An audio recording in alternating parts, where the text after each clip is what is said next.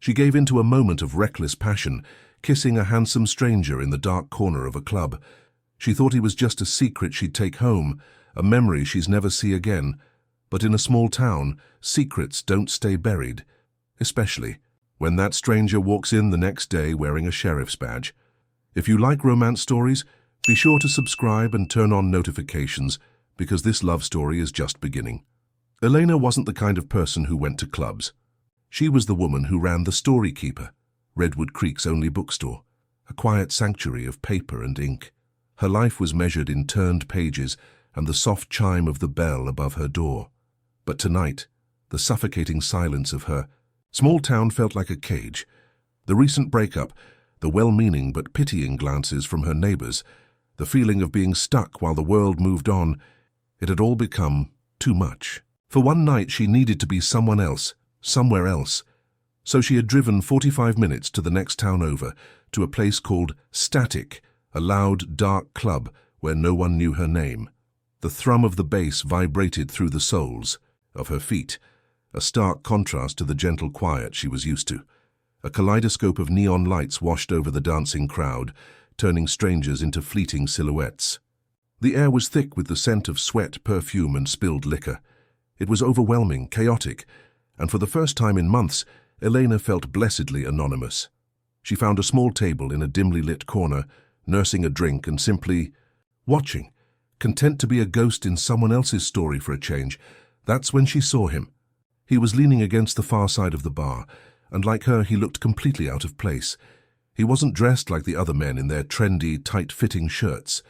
He wore a simple, dark Henleyan jeans, and there was a stillness about him that drew the eye. He wasn't looking for attention, but he commanded it anyway. He had broad shoulders, a strong jawline, and eyes that seemed to be carrying a weight she recognized. They were the eyes of a man who was also looking for an escape. Their gazes met across the crowded room, a brief accidental connection that felt anything but. There was a flicker of mutual understanding, a silent acknowledgement that they were two islands in this loud, swirling sea of people. He pushed himself off the bar and started moving through the crowd, his path steady and deliberate. Elena's heart began to beat in time with the music, a frantic, heavy rhythm. He wasn't heading for the dance floor, he was heading for her. He didn't say a word when he reached her table. He didn't have to. The noise of the club seemed to fade into a dull roar, the flashing lights blurring into a soft glow.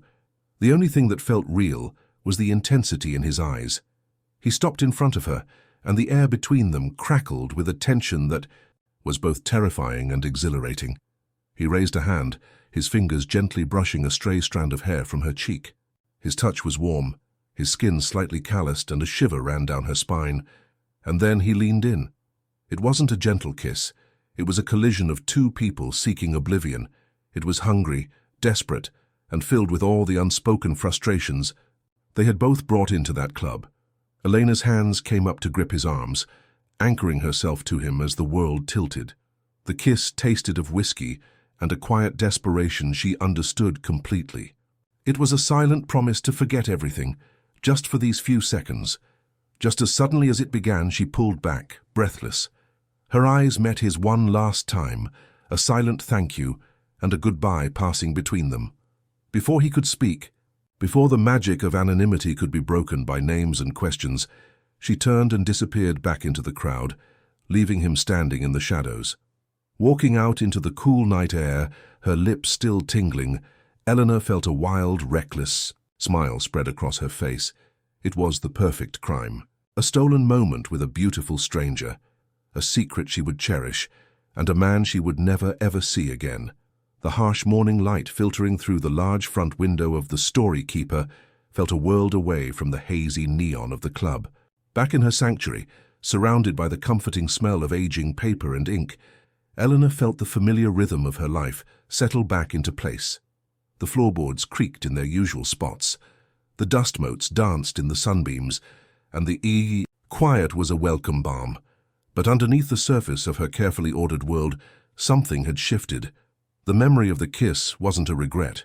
It was a secret hum beneath her skin, a low-voltage current of warmth that made her feel alive in a way she hadn't in a very long time. She ran her fingers along the spines of a new shipment of novels, arranging them on the central display table. It was a simple, repetitive task that usually soothed her, but today her mind kept drifting. She thought of his eyes, intense and searching. She thought of the rough, calloused feel of his hand against her cheek, a touch that suggested a life lived outdoors, far from the dim lights of a club. It was a foolish, reckless moment, a brief in a book she would never read again. A perfect, anonymous encounter with a handsome stranger, and now it was over. The brass bell above the door chimed, pulling her from her thoughts. Mrs. Gable, the town's primary source of news and baked goods, bustled in, a wicker basket on her arm. "Elena, dear, I brought you one of my lemon drizzle cakes," she announced, her voice a cheerful boom in the quiet store. "You've been looking a bit peaked since, well, you know." Eleanor forced a grateful smile. This was small-town life in a nutshell. Kindness wrapped in a complete lack of privacy. "That's so thoughtful, Martha." "Thank you." "Nonsense." Mrs. Gable waved a dismissive hand, her eyes already scanning the street outside as if looking for her. "Next news bulletin. Speaking of which, have you heard the news? Big news!" Elena leaned against the counter, feigning a casual interest she didn't feel. "What news is that?" "Sheriff Brody finally decided to retire. His hip's been bothering him for years, and he said he'd rather spend his days fishing than chasing after the Henderson boys for tipping over mailboxes. He's off to Florida tomorrow." "Oh, wow. That is big news," Elena admitted. Sheriff Brody was a town institution, a man who seemed as permanent as the giant redwood tree in the town square. "That's not the half of it." Mrs. Gable leaned in conspiratorially, her voice dropping to a loud whisper. "They've already got a replacement." "No. First, no big search. Some fellow from the city, I hear. Looking for a quieter life, they say. He's starting today. A sheriff." The word itself conjured images of stability, of rules and order, a man who represented the very structure of the community she had briefly escaped from last night. He would be steady, reliable, probably married with 2.5 kids. The exact opposite of the chaotic, nameless passion she had found in the arms of a stranger. She felt a pang of something, nostalgia for a moment that was already gone. "Well," Elena said with a small shrug, "I hope he likes it here. Redwood Creek takes some getting used to." "He'll have to," Mrs. Gable declared. "He's the law now," as, if summoned by her words, the brass bell above the door chimed again, announcing a new arrival. Elena looked up from behind the counter, a polite, practiced welcome already forming on her lips. The words died in her throat. The man standing in the doorway was tall, his broad shoulders filling the frame and momentarily blocking the morning light, casting him in silhouette. But she didn't need to see his face clearly. She knew that shape. She knew that stillness. Her heart, which had been beating at a calm bookseller's rhythm, suddenly slammed against her ribs with the force of a frantic drum. It couldn't be. He took a step inside, moving out of the glare of the sun and into the soft, dusty light of the bookstore, and Elena's world tilted on its axis. It was him, the stranger from the club. The last 24 hours rushed back in a dizzying flood. The thrum of the music, the scent of whiskey, the desperate, hungry press of his mouth against hers. He looked different in the daylight. Younger somehow, but also more serious. The haunted, searching look in his eyes was still there, but now it was tempered by a weary professionalism. His dark hair was neatly combed, and his jaw was clean-shaven. He was wearing a crisp tan uniform, and pinned to the chest of that uniform, gleaming under the gentle light of the store, was a silver star-shaped badge. Elena felt the blood drain from her face. Her hand, which had been resting on the counter, gripped the wooden edge so tightly her knuckles turned white. She could feel Mrs. Gable's curious gaze shifting from the newcomer to her, sensing the sudden electric change in the atmosphere. He hadn't seen her yet. His eyes were scanning the store, taking in the towering shelves, the cozy reading nook, the scent of old books. For a fleeting moment, a look of genuine peace crossed his face, the look of a man who had found a small patch of quiet in a noisy world. And then his gaze found her. Recognition dawned in his eyes, a slow, widening shock that mirrored her own. His jaw tightened almost imperceptibly. The professional calm he had walked in with evaporated, replaced by a complex storm of emotions she couldn't begin to decipher.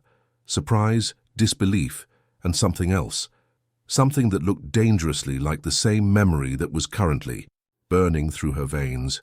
The world shrank to the space between them. The bookstore, Mrs. Gable, the entire town of Redwood Creek. It all faded away, leaving only the two of them, trapped in the echo of a kiss that was supposed to be anonymous. "Well, I'll be," Mrs. Gable's voice boomed, shattering the spell. She turned to the man, completely oblivious to the silent drama unfolding. "You must be the new sheriff, Martha Gable. Welcome to Redwood Creek." He tore his gaze away from Elena, the effort almost a physical act. He forced a polite, tight-lipped smile as he shook Mrs. Gable's outstretched hand. "Ma'am," he said, and the sound of his voice, that deep, steady voice she remembered from the quiet darkness, not from any words, but from the low sound he'd made in his throat, sent a fresh jolt through Eleanor. "It's a pleasure. I'm Sheriff Cole Matthews." Cole Matthews. The name hit her like a physical blow. He had a name. He had a job. And his job was to be the moral compass, the pillar of law and order in her tiny, gossip-fueled town. He finally looked back at Eleanor, his expression, now carefully neutral, a mask of professionalism snapped firmly into place. But his eyes told a different story. They were full of the secret they now shared, a secret that was suddenly not a thrilling memory, but a dangerous, impossible complication. "And you are?" Mrs. Gable prompted, gesturing toward Elena. Cole's eyes held hers, a silent challenge passing between them. "I was just about to ask." The question hung in the air, sharp and deliberate. "I was just about to ask." Cole's voice was perfectly level, the epitome of professional curiosity, but his eyes were a different story. They were locked on Elena, and in their blue depths she saw the challenge, the dare. "What are you going to do now?" Elena felt as if she was standing on a cliff edge. One wrong word, and she would plummet into a sea of small-town gossip and professional ruin. Her mind raced. The man she had kissed with wild abandon, the handsome stranger who represented a moment of pure, reckless freedom, was now the ultimate symbol of rules and consequences. He was the sheriff, her sheriff. She forced a breath into her tight lungs, summoning every ounce of composure she possessed. She had to take control. She had to set the tone for whatever this impossible situation was about to become. She extended a hand across the counter, her movement slow and measured, though her heart was still hammering. "Elena Flores," she said, her voice miraculously steady. "I own the store. Welcome to Redwood Creek, Sheriff." Cole's gaze dropped to her outstretched hand, then back to her face. He hesitated for a fraction of a second, a pause that only the two of them would understand the weight of. Then he took her hand. His grip was firm, warm, and sent an immediate, familiar jolt of electricity up her arm. It was the same skin that had touched her cheek, the same hand that had held her steady in the darkness. His touch lingered a moment, too long, a silent acknowledgement of their shared secret, a dangerous and intimate act performed in plain sight. "It's a pleasure, Miss Flores," he said, his voice a low rumble. He used her formal name, just as she had used his title. It was an unspoken agreement, a treaty drawn in the space of a handshake.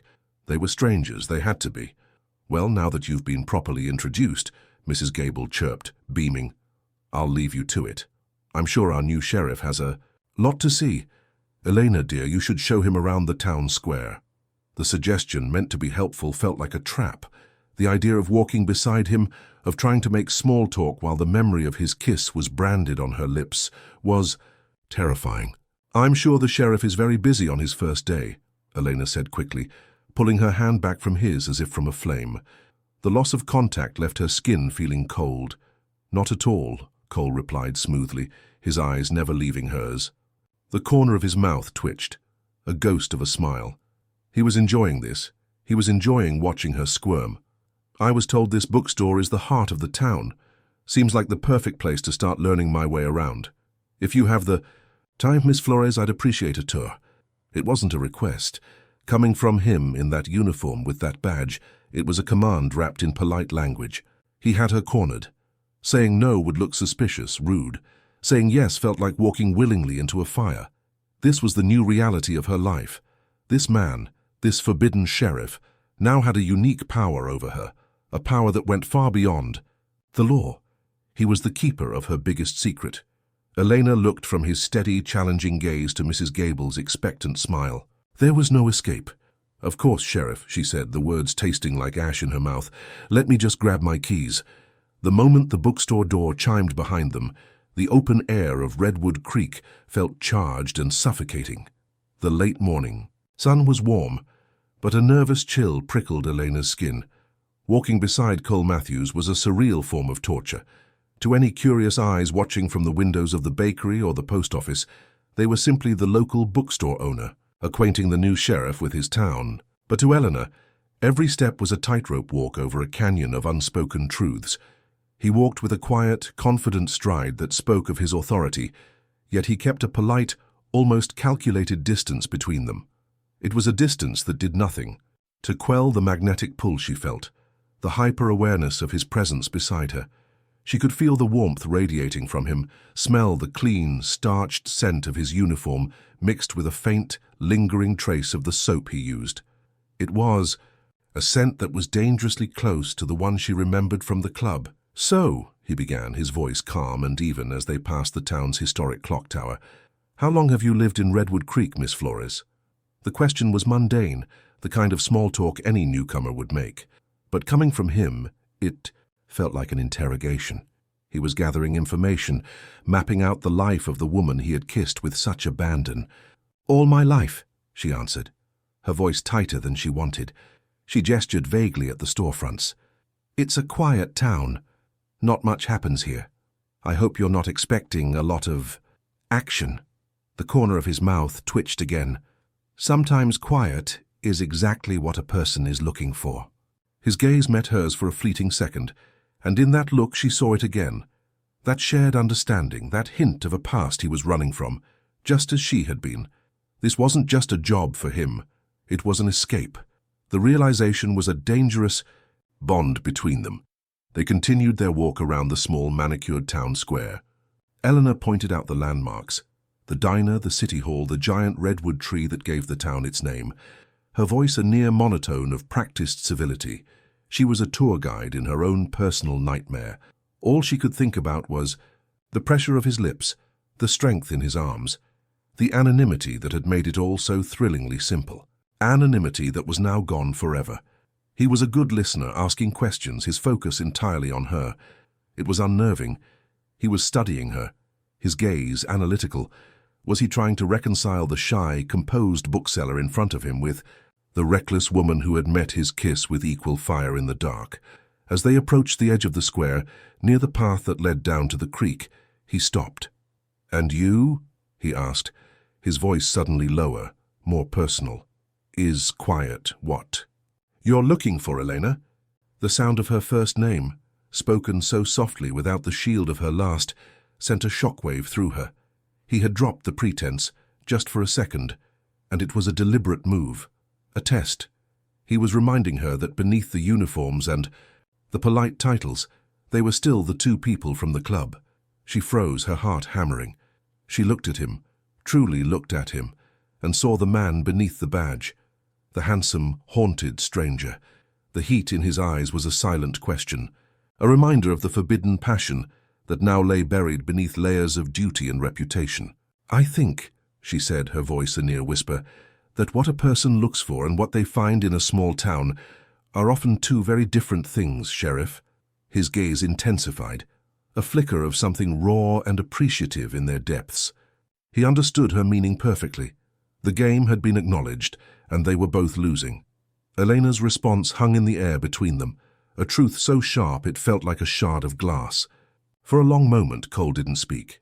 He just looked at her, his professional mask cracking under the weight of her words. The careful neutrality in his eyes gave way to the raw, weary expression she remembered from the club. In that instant, he wasn't the town's new sheriff. He was just a man, haunted and exposed. He broke eye contact first, turning his gaze toward the winding path that led to the creek. "You're right about that," he said, his voice rougher now, stripped of its earlier smoothness. He ran a hand over the back of his neck, a gesture of deep-seated tension. "This town, it's smaller than I anticipated. The walls are closer." Elena knew he wasn't talking about the geography. He was talking about the invisible walls of a community where everyone knew everyone else's business. A place where a secret between the bookstore owner and the new sheriff was not just a risk, it was a time bomb. She watched the subtle flex of the muscle in his jaw, the way his shoulders seemed to carry a burden far heavier than his badge. A dangerous flicker of empathy stirred within her. She wanted to know what brought him here, what ghosts he was trying to outrun. "People here are observant," she said, choosing her words carefully. It was both a warning and a confession. "They will watch us. They will talk." He turned back to her, his eyes dark and serious. "I'm counting on it." The statement was jarring, a complete contradiction to the vulnerability he'd just shown. Elena frowned. "What do you mean?" "I mean the best way to keep a secret in a small town is to hide it in plain sight," he explained, his voice dropping to a low, conspiratorial murmur. "We will be professional. We will be respectful. We will be absolutely nothing to each other, beyond what is expected. You are the owner of the local bookstore. I am the man who upholds the law. That is the only story they will ever see." It was a strategy, a cold, logical plan to manage the wildfire they had started, and it made her heart. Achoo! He was already building walls between them, reinforcing the distance, treating their connection like a problem to be solved, a threat to be neutralized. Was that all it was to him? A complication? "Is that what you want?" she asked, the question slipping out before she could stop it, her voice softer than she intended. "For us to be nothing to each other?" The question hit him like a physical blow. She saw his composure break for a second time, a flicker of raw emotion, longing, frustration, regret, crossing his face before he wrestled it back under control. He took a half-step closer, the air between them suddenly charged, the memory of their kiss a palpable presence. "What I want," he said, his voice a low, intense growl, "is irrelevant. It has to be." His gaze dropped to her lips for a fraction of a second, a flicker of heat that betrayed his carefully constructed words. "This is my job, Elena. It's my last chance to get things right. I can't afford a scandal. And you," he added, his eyes meeting hers with a look of stark warning, "can't afford to be associated with one." He was protecting her. Or maybe he was. Just protecting himself. The lines were so blurred she couldn't tell. "So that's the plan?" she whispered, the quiet beauty of the town square feeling like a cage closing in around them. "We just pretend that night never happened?" "It has to be the plan," he said, his jaw tight. "It's the only way this works." But as he said it, a gentle breeze rustled the leaves of the giant redwood tree above them, and for a moment the world seemed to hold its breath. And in the silence, they both knew the truth. They could pretend all they wanted, but a kiss like that doesn't just disappear. It lingers. And in a town this small, a forbidden secret this powerful was never meant to stay buried for long. Their conversation by the square had laid out the impossible rules of their new reality. Professionalism, distance, denial. It was a cold, pragmatic agreement that left a bitter taste in Elena's mouth. For the next 2 weeks they held to it with a discipline that was almost painful. He would patrol the town, his truck a familiar, reassuring presence. She would run her bookstore, the chime of her door a steady rhythm. They existed in the same small space, 2 planets in separate, carefully maintained orbits. They would cross paths, of course. It was unavoidable in a town the size of Redwood Creek. He might stop in for a coffee at the diner while she was picking up a sandwich. Their eyes would meet over the rims of their cups, a jolt of silent acknowledgement passing between them before they both looked quickly away. Or he would be directing traffic after the weekly farmer's market, and she would walk past, her heart beating a little faster, her gaze fixed firmly on the ground. Each non-interaction was a performance for the town, a reinforcement of the story that they were nothing to each other. But for Elena, each one was a fresh wound, a reminder of the fire he had ignited and then demanded they both extinguish. The first real test of their fragile truce came on a Tuesday during the town's annual Founders' Day planning meeting. At the community hall, Elena, as a Main Street business owner, was roped into organizing the book drive, and Sheriff Cole Matthews, as the new head of town security, was there to discuss logistics. The hall was crowded, filled with the familiar faces of the town council, business owners and volunteers. It was a hot, stuffy room, buzzing with chatter. Elena found a seat at the long, folding table, trying to make herself as inconspicuous as possible. But then he walked in. The room seemed to quiet for a moment as all eyes turned to the new sheriff. He exuded a natural authority that had nothing to do with his uniform. He nodded politely to the council members, his gaze sweeping the room. And then his eyes found hers. The connection was instantaneous, a magnetic pull that she felt in the pit of her stomach. For a fraction of a second, the crowd, the room, the entire world disappeared. There was only him. He held her gaze, and she saw the same conflict, the same longing she felt, reflected in his eyes. Then, just as quickly, he broke the contact, his professional mask sliding back into place. Fate, it seemed, had a cruel sense of humor. The only empty chair left at the table was the one directly next to hers. With a tight, resigned expression, he made his way over and sat down. The space between them, which had once felt vast, was now a mere inch. Eleanor's entire body was on high alert. She could feel the heat from his arm, almost but not quite touching hers. She could smell the faint, clean scent of his aftershave. It was an intimate proximity that was utterly at odds with their public roles, and the tension was unbearable. During the meeting, she tried to focus on the discussion about parade routes and security perimeters, but all she could think about was the man beside her. Under the table, out of sight, her hands were clenched into fists in her lap. At one point, Mrs. Gable, leading the meeting, asked a question about the placement of the book drive tent. "Elena, dear, what do you think? Would it be better by the gazebo or closer to the main stage for visibility?" As Elena leaned forward to answer, her notebook slipped from her lap, sliding to the floor. Instinctively, both she and Cole bent down at the same time to retrieve it. Their heads were suddenly close, hidden from view by the long tablecloth. The noisy chatter of the meeting faded into a muffled hum. In the small private space beneath the table, the air was thick with their shared secret. His face was inches from hers. She could see the tiny lines around his eyes, the dark stubble, shadowing his jaw. His gaze dropped to her lips, and for a heart-stopping moment, she thought he was going to kiss her again. The world stopped. The longing was a physical thing, a desperate ache in her chest. He didn't move. He didn't breathe. He just looked at her, and in his eyes she saw the full, devastating cost of their agreement. This was their life now. Stolen moments, forbidden desires, and a constant, aching proximity to something they could never have. The moment stretched into an eternity. Under the table, in their own secret world, the air was thick with unspoken words and forbidden desires. Elena's breath caught in her throat. Every instinct screamed at her to close the small distance between them. Her lips parted slightly, an unconscious invitation. She saw a flicker in Cole's eyes, a raw, undeniable hunger that mirrored her own. For a split second, the sheriff was gone, and in his place was the handsome, reckless stranger from the club. He started to lean in, a magnetic, almost imperceptible pull. Then, from above, Mrs. Gable's voice cut through the haze. "Eleanor, did you hear me, dear?" The sound shattered the spell. Reality came crashing back in. Cole flinched as if waking from a dream, his eyes clearing, the mask of the sheriff slamming back into place. The raw desire was gone, replaced by a look of sharp self-recrimination.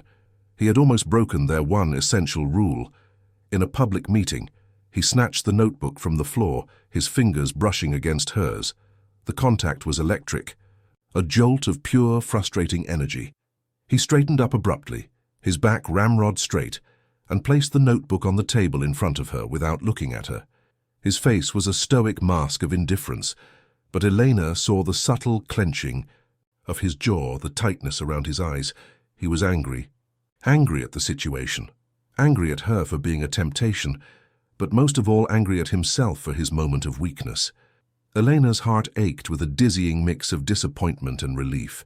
She felt a hot blush creep up her neck as she straightened, up, trying to appear composed. "Sorry, Martha," she managed, her voice a little shaky.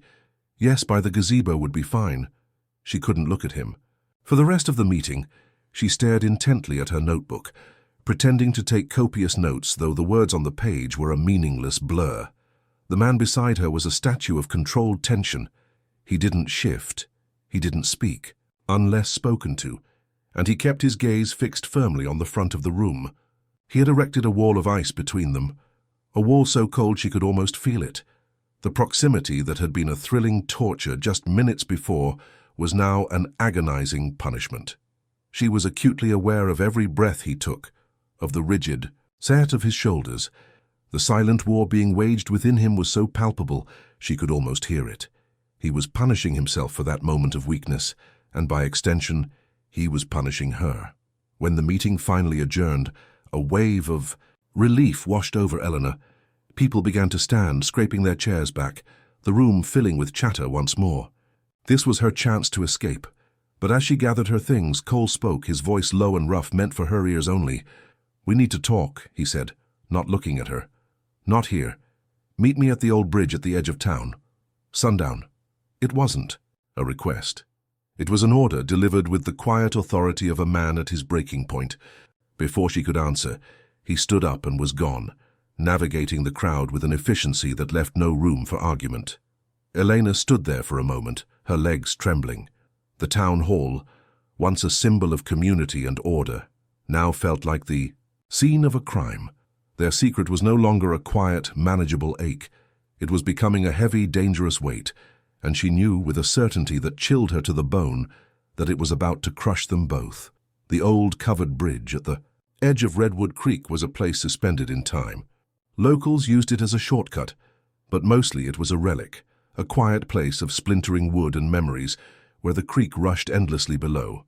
As the sun began to dip below the horizon, painting the sky in fiery strokes of orange and purple, Elena walked the gravel path toward it, her heart a heavy stone in her chest. She didn't know what to expect, but she knew this was a turning point. The unspoken agreement was broken. The pretense had failed. She saw him long before she reached the bridge. He was leaning against the railing inside, a dark, solitary figure against the fading light. He wasn't in his uniform. He was wearing jeans and a simple gray t-shirt that stretched across his broad shoulders, the same kind of clothes he'd worn the night they met. The sight of him, stripped of his official armor, was both a relief and a danger. This wasn't the sheriff, this was Cole. Her footsteps were quiet on the dirt path, but he heard her. He straightened up as she approached, his face etched with a tension that the beautiful sunset couldn't soften. He waited until she was standing a few feet from him, the space between them charged with a nervous, humming energy. "Thank you for coming," he said, his voice low and serious. "You didn't really give me a choice," she replied, a hint of accusation in her tone. A flicker of regret crossed his face. "No," he admitted, his gaze dropping to the rushing water below. "I didn't. I'm sorry. But what happened at the meeting? It can't happen again. We were careless. Someone could have seen." "Seen what, Cole?"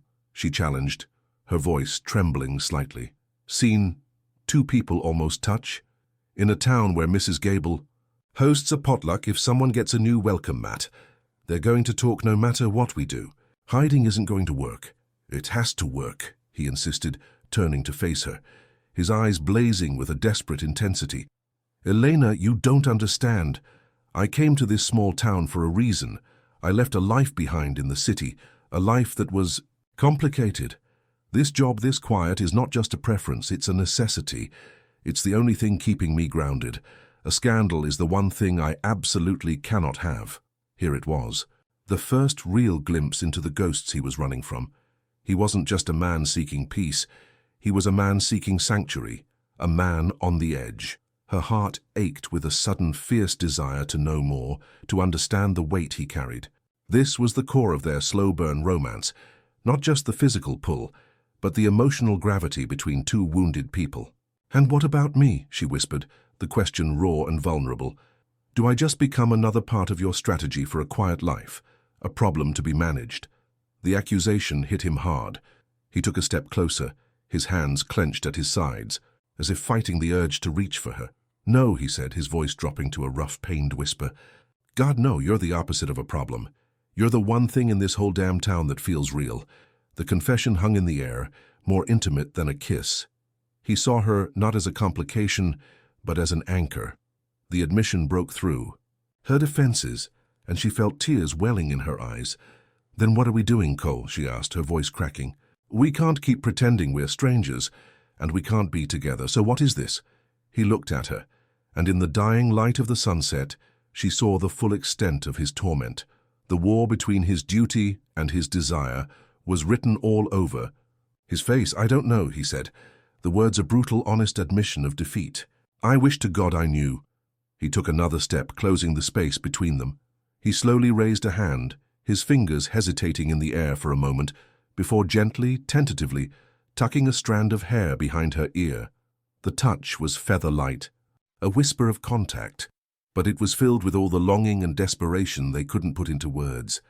It was an apology, a comfort, and a heartbreaking acknowledgement of their impossible situation. And in that small, tender gesture, Eleanor knew she was irrevocably lost. His touch was both a comfort and a spark, a gentle caress that set her skin on fire. Elena didn't pull away. She couldn't. She leaned into his touch almost imperceptibly, a silent surrender.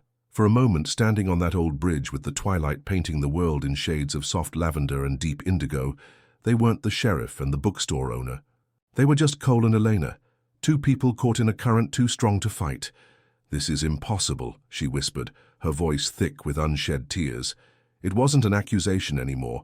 It was a statement of shared grief. "I know," he murmured, his thumb brushing softly against her temple. His eyes searched hers, full of a deep, aching sincerity. "Every morning I wake up and I tell myself to be the sheriff, to do the job, keep my head down and stay away from you. And every day it gets harder." The confession was a crack in his eye. Carefully constructed armor, a glimpse of the man who was just as lost in this as she was. This was the raw, emotional core of their forbidden love story, the kind of vulnerability that audiences crave.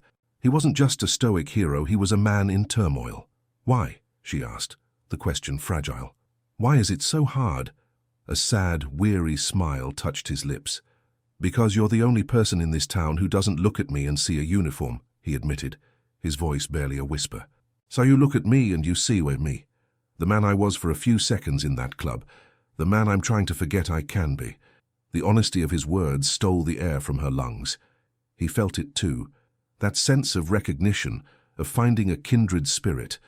In the most unlikely of places, he wasn't just attracted to her, he was seen by her, and she in turn felt the same. He was the only person who had seen the reckless, passionate woman she kept hidden, beneath layers of quiet responsibility. "I'm not trying to make your life difficult, Cole," she said, her voice earnest. "You don't," he countered immediately, his gaze intense. "You make it real, and that's what makes it so damn hard." He let his hand fall away, and the loss of his touch was a physical ache. He took a step back, recreating the distance, putting the wall back up brick by painful brick. But it was different now. They had both seen what was on the other side. "The plan doesn't work," he said, stating the obvious. "Pretending this didn't happen is a fool's errand, so we need a new plan." Elena waited, her heart pounding. "Our truce," he declared. "We stop avoiding each other. That just makes it more obvious. We'll be friends." He said the word as if it tasted foreign in his mouth. "We'll talk, in public, about books, about the weather, about anything and everything. That is crushingly normal. We'll be so boringly platonic that even Mrs. Gable will lose interest. We'll give them a new story to watch, a story so dull they'll stop looking for the real one." It was a new kind of torture, a different level of pretense, not avoidance but forced platonic intimacy. It was a dangerous game, one that would require them to be closer than ever while pretending to be nothing at all. It was a plan destined to fail, and they both knew it. "And us?" she asked softly. "What happens when we're not putting on a show? For the town?" Cole's eyes darkened with the weight of that question. He looked at her, his expression a mixture of profound longing and grim determination. "There is no us when we're not putting on a show," he said, the words a clear, sharp line drawn in the sand. "That's the price of the truce, Elena. There can't be any more secret meetings, no more moments alone. This is it, the bridge. It ends here." He turned and started to walk away, his shoulders set, leaving her alone in the twilight. But as he reached the end of the bridge, he stopped and looked back at her one last time. "It has to," he said, his voice barely audible over the rushing creek. And in those two words, she didn't hear the conviction of a sheriff. She heard the desperate plea of a man trying to save himself from the one thing he wanted most. The truce began the very next day. It was a masterpiece of emotional restraint, a play performed on the small stage of Redwood Creek. Cole made a point of stopping by the bookstore that afternoon, the bell above the door chiming his arrival like the start of a new, agonizing act. Several customers were browsing, including Mrs. Gable providing the perfect audience. Elena's heart leaped into her throat, but she forced a calm, welcoming smile. "Sheriff," she greeted him, her voice a perfect blend of polite and professional. "To what do we owe the pleasure?" "Just doing my rounds, Miss Flores," he replied, his tone equally level. He walked over to a display of new arrivals, picking up a best-selling thriller. "Heard this one was good. A lot of twists, they say." The double meaning was so clear it was almost a shout. He wasn't just talking about the book. He was talking about them. He was acknowledging the complicated, twist-filled plot they were now living. Elena felt a thrill of danger mixed with the ache of their forced distance. This was their new language, a code spoken in plain sight. "It is," she said, playing along. "The ending is unexpected. It keeps you guessing until the very last page." Mrs. Gable beamed from the history section. "It's so wonderful to see you getting to know our local business owners, Sheriff. Eleanor here knows everything about this town." "I'm beginning to realize that," Cole said, his eyes meeting Elena's over the top of the book. The look was fleeting, but it was electric. It was a shared secret in a crowded room, a moment of connection that was both a comfort and a torment. For weeks they continued the performance. He'd buy a coffee at the diner at the same time as her, and they'd exchange a nod. She'd drop off a box of donated books at the station for a charity drive, and they'd have a brief, painfully normal conversation about the weather. They built a facade of casual friendship, so convincing and so mundane that, just as Cole predicted, the town's gossip mill moved on to fresher targets. Their plan was working, but it was a slow, exquisite torture. Every polite smile was a cover for a desperate longing. Every casual conversation was a minefield of things they couldn't say. They were becoming experts at pretending, actors in a slow-burn romance where the audience was the entire town. But behind the curtain, after the applause had faded, they were more alone than ever. And Elena began to wonder, how long can you pretend something isn't real before you start to believe the lie yourself? The first crack in their carefully constructed facade appeared on a rainy Thursday night. A powerful autumn storm had rolled in, lashing Redwood Creek with wind and a torrential downpour. Eleanor was working late at the bookstore, trying to balance the end-of-month accounting, the rain drumming a hypnotic rhythm against the large front windows. The streets were empty, the town hunkered down against the weather. Suddenly the lights in the store flickered once, twice, and then died, plunging her into almost complete darkness. The only light came from the faint, watery glow of the street lamps. Outside, a collective groan echoed from the few other businesses still open on Main Street. A power outage. Elena sighed, feeling for the emergency flashlight she kept under the counter. Just as her fingers found the cool metal, a pair of headlights cut through the darkness, pulling up directly in front of the store. A moment later, the door opened, the bell chiming eerily in the dark. A tall figure stood silhouetted against the rain-swept street. "Everyone all right in here?" a deep, familiar voice called out. It was Cole. "Just me, Sheriff," Elena answered, her voice sounding small in the empty, dark space. "And I'm fine, just a power outage." He stepped inside, rain dripping from his jacket, his flashlight beam cutting a sharp path through the gloom. "Whole block is out. The storm knocked a tree down on the power lines at the edge of town. Could be a while." He swept his light across the store, finally letting it rest on her. Even in the harsh artificial light, she could see the concern in his eyes. It wasn't the detached concern of a lawman for a citizen. It was personal. The storm had momentarily washed away their roles, leaving just the two of them alone in the dark. "You shouldn't be here alone," he said, his voice softer now. "It's not safe to lock up and walk home in this." "I'll be fine," she insisted, though her heart was beating faster. The intimacy of the dark, empty store was a dangerous thing. "I'll wait," he stated, not offering but informing. "I'll wait until the lights are back on, or I'll give you an escort home." He clicked off his large flashlight, plunging them back into the softer gloom. He leaned against a bookshelf, the sound of his breathing a steady presence in the dark. The pretense of their truce, the carefully rehearsed lines of their public friendship, were useless here. The storm had created a pocket of isolation, a temporary reprieve from the prying eyes of the town. And in the charged silence, broken only by the sound of the rain, the truth of their forbidden connection rose to the surface, unspoken but deafeningly loud. The darkness was a confession booth, stripped of the bright, unforgiving light of day, and the audience of the town, Their roles as sheriff and bookseller melted away, leaving only Cole and Elena. The silence stretched between them, thick with everything they had so carefully suppressed for weeks. The sound of the rain against the glass was the only soundtrack to their quiet internal war. "This truce," Elena said, her voice barely a whisper, the words sounding hollow in the intimate dark. "This game we're playing, it's exhausting." She saw his silhouette shift against the bookshelf. He let out a long, slow breath. "Tell me about it," he admitted, his voice a low, rough murmur. There was no pretense, no wall of professionalism, just the weary admission of a man stretched to his breaking point. He took a step away from the bookshelf, and then another, his quiet footsteps on the old wooden floor bringing him closer to her behind the counter. He stopped just on the other side, the polished wood the only thing separating them. Even in the gloom she could feel the intensity of his gaze. "Does it ever get easier?" she asked, the question fragile, almost pleading. "Living in a place where you always have to be someone else?" "No," he said, the words stark and honest. "You just get better at lying to yourself." His voice was filled with a profound sadness that resonated deep within her. He wasn't just talking about their situation anymore. He was talking about the reasons he had come to Redwood Creek in the first place. He was giving her another piece of his broken past. The distance between them felt both like a chasm and a thread, a deep instinctual need to comfort him, to reach across the counter and touch his hand washed over her.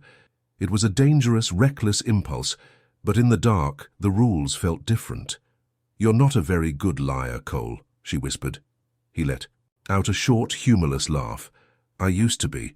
He leaned forward, his hands resting on the countertop. He was so close now, she could feel the warmth of his breath. Us, he started, then stopped, searching for the right words. "Being around you, Elena, it makes it hard to keep the lies straight. You remind me of things I came here to forget." The confession was devastating. She wasn't just a temptation, she was a mirror, reflecting a part of himself he was desperately trying to bury. Their forbidden connection wasn't just about a stolen kiss. It was about two souls recognizing the same scars in each other. "Maybe you're not meant to forget them," she whispered, her heart aching for him. For them. His gaze dropped to her lips. The air grew thick, heavy with the magnetic pull that had never truly gone away.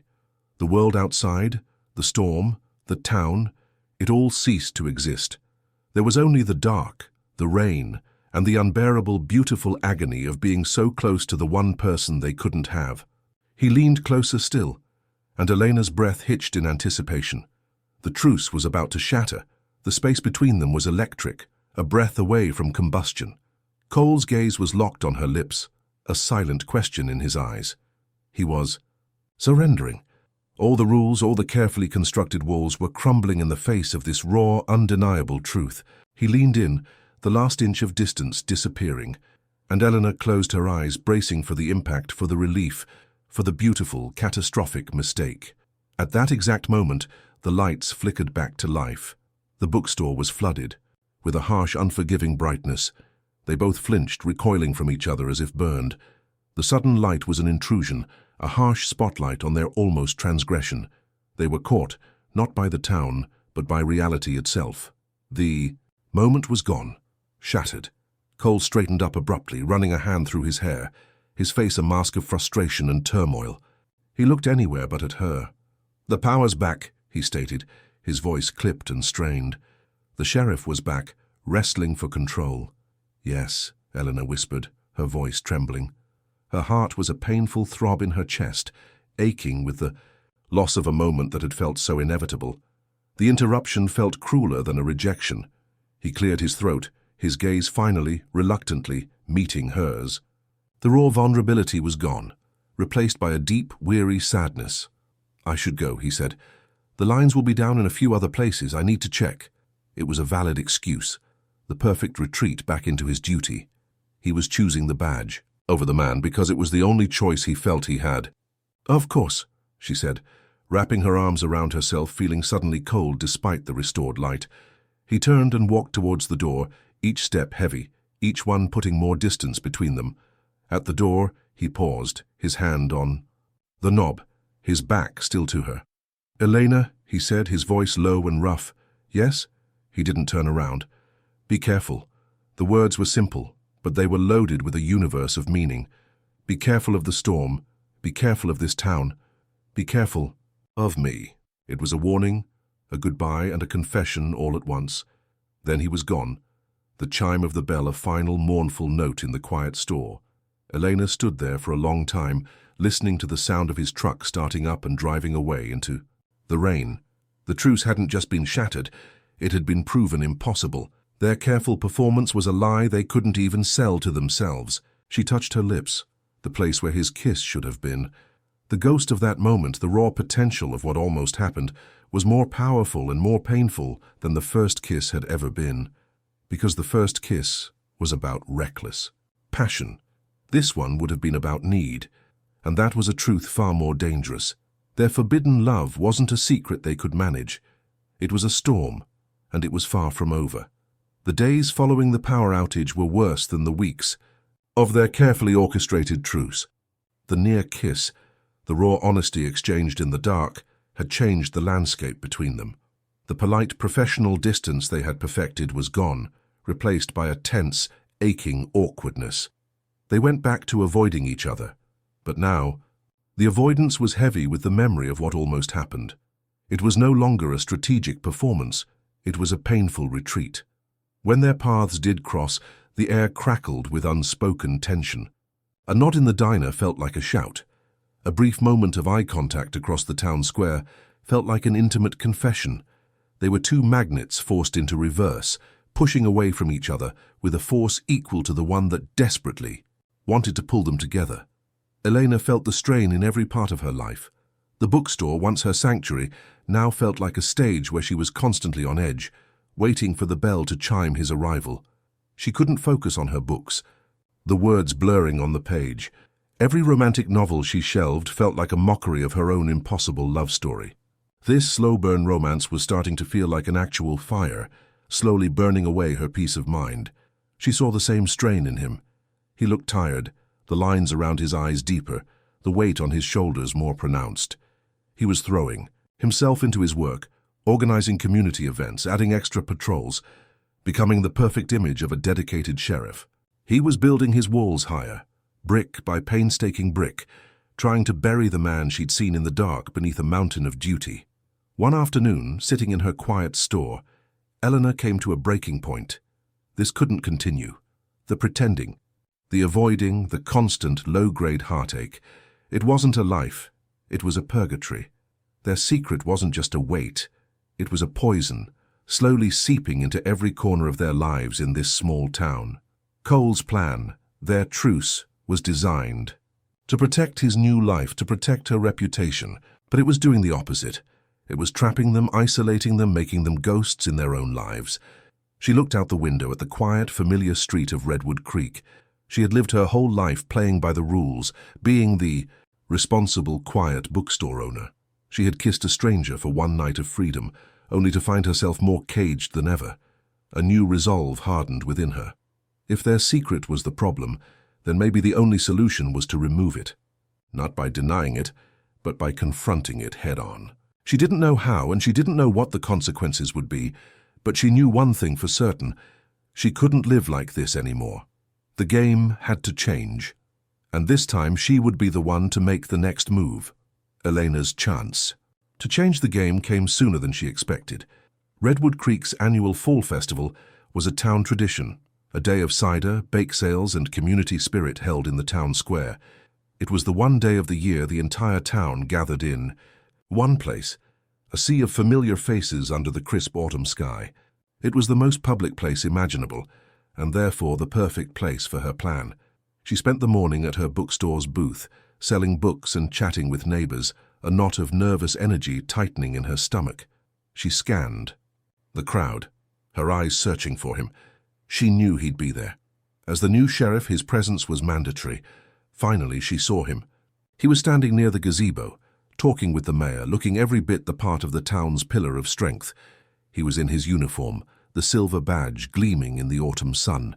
He looked tired but resolute, a man performing his duty, flawlessly. As he laughed at something the mayor said, a pang of longing so sharp it stole her breath shot through Elena. She wasn't just in love with the haunted stranger. She was falling for the good man he was trying so desperately to be. This realization didn't deter her. It solidified her resolve. A man like that didn't deserve to live in a self-imposed prison, and she didn't deserve to be his warden. Throughout the day, their paths almost crossed a dozen times. He'd walk past her booth and their eyes would meet for a split second over the heads of children choosing picture books. The silent, aching tension was still there, a live wire running through the cheerful festival crowd. He was holding to their broken truce, keeping his distance, and she was letting him, biding her time. As the afternoon light began to soften, the mayor took to the gazebo's small stage to thank everyone for coming and to officially welcome the new sheriff. Cole stood beside him, looking uncomfortable in the spotlight. The town applauded warmly. He was winning them over. After the short speech, as Cole stepped off the stage, Eleanor knew it was her moment. Her heart hammered against her ribs, a frantic drumbeat against the cheerful backdrop of the festival music. This was it. This was the move that would change everything. She took a deep breath, excused herself from her booth, and started walking towards him. She wasn't an anonymous woman in a club or a nervous bookseller in a dark store. She was Elena Flores, and she was done playing by his rules. She was going to write her own ending to this forbidden love story, whatever the cost. The entire town was watching, but for the first time she didn't care. The only person she needed to see her was him. Cole saw her coming. Out of the corner of his eye, he tracked her movement through the festival crowd.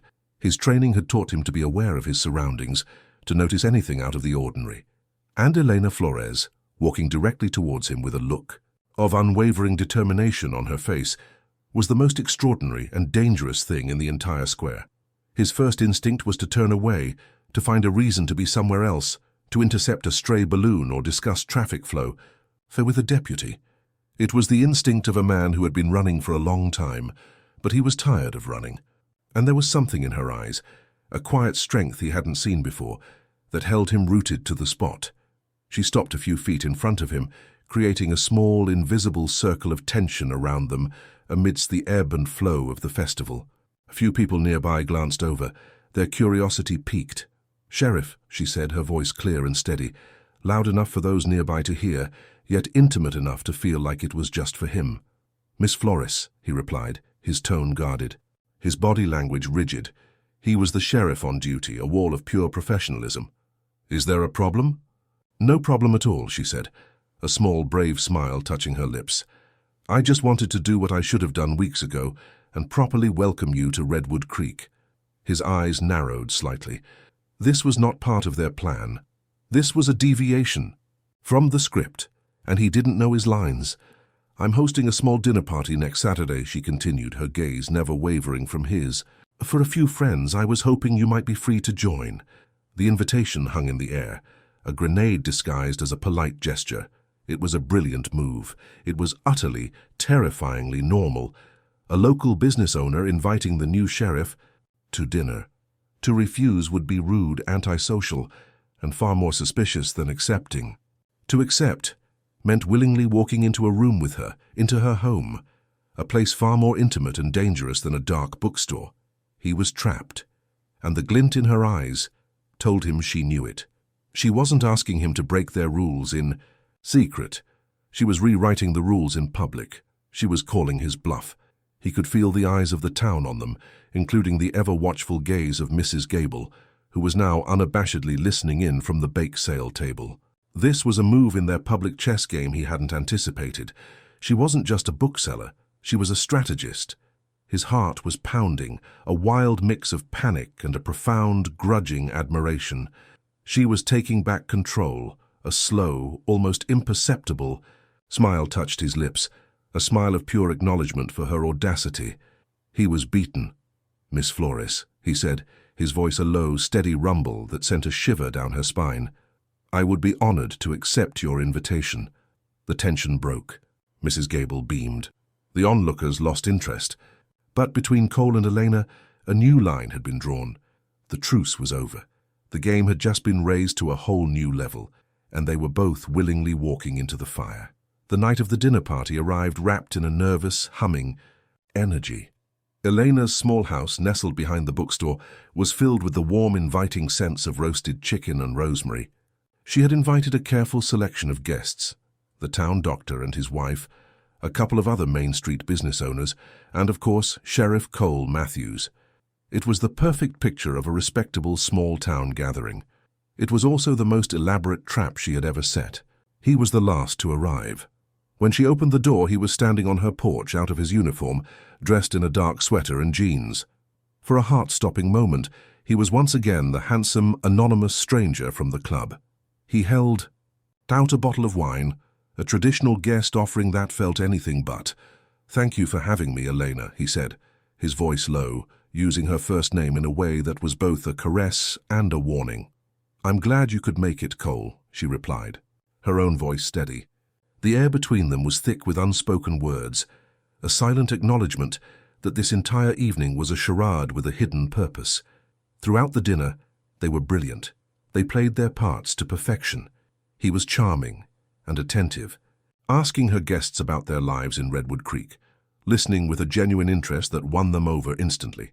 She was the gracious hostess, refilling glasses, laughing at jokes, and steering the conversation. To an outside observer, they were two single people in a small town, circling each other with a polite, budding interest. It was exactly the story she wanted the town to see, but beneath the surface, a different conversation was happening. It was a conversation held in fleeting glances across the dinner table, in the accidental brush of his hand against hers as they both reached for the salt, in the way his gaze would linger on her when he thought no one was looking. Every polite question he asked her felt like it had a double meaning. Every answer she gave was a carefully chosen move in their ongoing chess match. The tension was exquisite, a high-wire act of social maneuvering that left Elena both exhausted and exhilarated. She was showing him that she wouldn't be managed, that she wouldn't be hidden away as a dangerous secret. She was forcing him to see her as a part of his new life, a part of this community, in the full, unforgiving light of day. She was forcing him to choose. As the evening wound down and the guests began to leave, a sense of panic and anticipation warred within her. Soon they would be alone. The performance would be over, and the real confrontation would have to begin. Finally, the last of the guests departed, their cheerful goodbyes echoing into the cool night air. Elena closed the door and leaned against it, her heart pounding. The house was suddenly, deafeningly silent. She turned around. He was still there, standing by the fireplace, watching her with an unreadable expression. He hadn't left with the others. The trap had been sprung. The silence in the room was a living thing, filled with the ghosts of the evening's performance and the raw, underlying truth. The pretense was over. There were no more onlookers, no more need for polite smiles or casual conversation. It was just the two of them. "That was quite a performance," Cole said, his voice a low rumble that cut through the quiet. It wasn't an accusation. It was a statement of fact, tinged with a reluctant admiration. "You're a hell of a strategist, Elena." "I learned I had to be," she replied, pushing herself away from the door and walking slowly toward the center of the room. "Your plan wasn't working. Hiding wasn't protecting us, it was breaking us." He didn't deny it, he just watched her, his blue eyes dark and intense. "And what was this?" he asked, gesturing to the remnants of the dinner party. "What was the point of this elaborate show?" "To show you that I am not a secret," she said, her voice gaining strength filled with all the pent-up frustration and longing of the past weeks. "I am a person. I live in this town.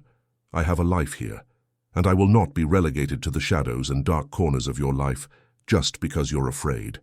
The word afraid hit him. It was a direct challenge to the very core of his identity, as a man of courage and law. His jaw tightened. "This isn't about fear," he bit out, his voice sharp with defensiveness. "This is about consequence. It's about protecting you from my past." "I don't need your protection," she shot back, her voice rising. "I need your honesty. You talk about your past, your complications, but you never tell me what they are. You expect me to live with this impossible tension, to accept these rules without even giving me the truth. You can't have it both ways, Cole. You can't pull me into your world and then lock me out of it at the same time." Her words struck home, dismantling his defenses one by one. Everything she said was true.